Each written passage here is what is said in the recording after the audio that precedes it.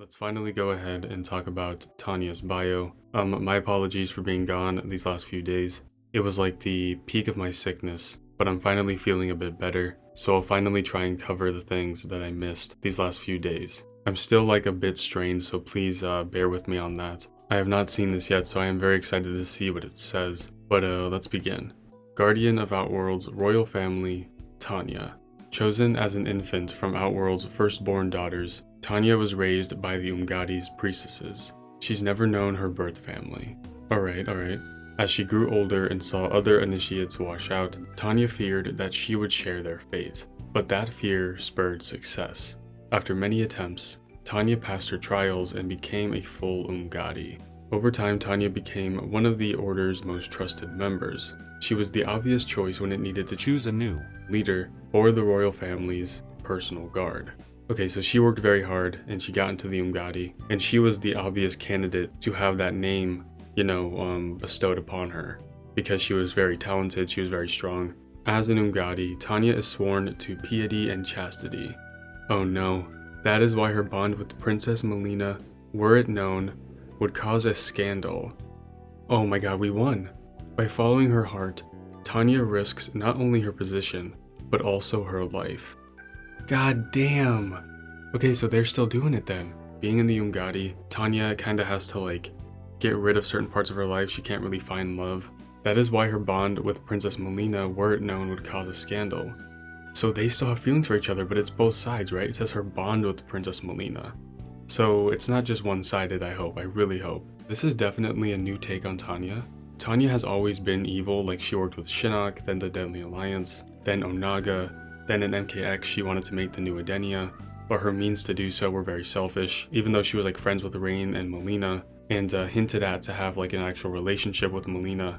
Tanya has always definitely been kinda selfish and been an evil character. So I'm actually really happy with this because this Tanya got what she wanted. She lives in an Edenia or in an Outworld that is in good shape. It is a good Outworld. It has the royal family intact. Well, not necessarily intact. I guess Melina does have Tarkat. And then King Jared died. So when you put it like that, actually, if you think about old Tanya, how Tanya wanted to seek out a perfect and reborn Edenia, it would make sense that she is so mad at Li Mei if Li Mei actually had something to do with making Edenia or making Outworld have a bad light on it because of King Jared's death. So the Umgadi, looking bad because of Li Mei letting that happen, although granted, Li Mei didn't actually let that happen.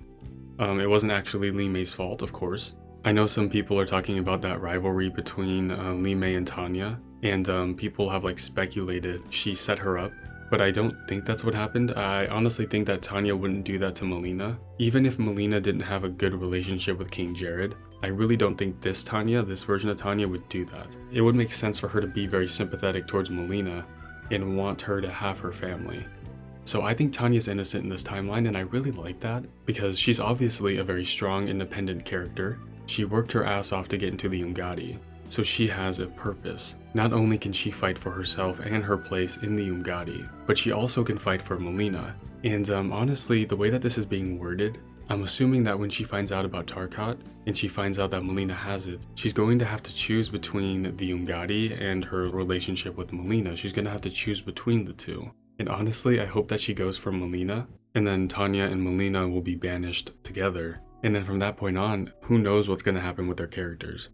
They're gonna have to grow with each other, or maybe they grow separately. Maybe Tanya doesn't go with Melina. But either way, adding that aspect of the relationship to both Melina's and Tanya's stories is going to be very valuable.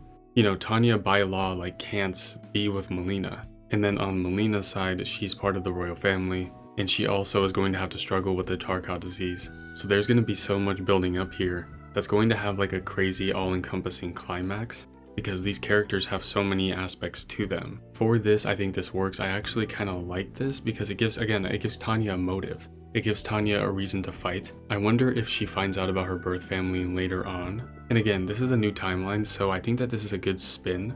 I'm seeing a massive uprise in people that do not like MK1's storytelling. The whole point of this new timeline, of this new story, is that they can take characters that we know and love, and then they can write them in a new way, they can portray them in a new light, and it's good. I don't understand why people don't like it so much. You guys know I'm a big advocate of this and of the MK1 storytelling structure. I think it's good to give these characters new room to breathe instead of keeping them very stagnant. So this is good. I'm happy with this. Tanya is amazing in this game so far. I really am looking forward to what she does as a character and how she grows. Because again, we can tell that she's strong and she's probably very confident as well. But she's going to face some hurdles within this story, like her relationship with Tanya, or trying to protect the Umgadi, or Outworld falling because of General Shao and General Reiko. She has so much stuff on her plate that's going to have to be, tackled, that's going to have to be handled in this story.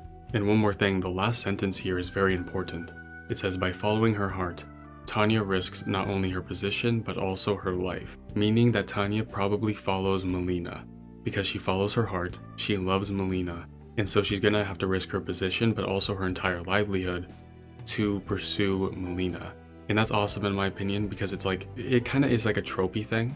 Two people who aren't supposed to be with each other, yet they run away with each other, or they grow with each other, they tackle all these things together, they go over these hurdles, and it becomes like this grand story that is normally a very beautiful one. I think sometimes it can be told wrong, but I think that I have faith in this. So I think this is going to be good. I think this can have a very interesting climax, because we are under the impression that Melina is going to have a big part of this story. So I think by proxy, that makes Tanya also have a very big part of it. But yeah, I really appreciate you guys watching to the end.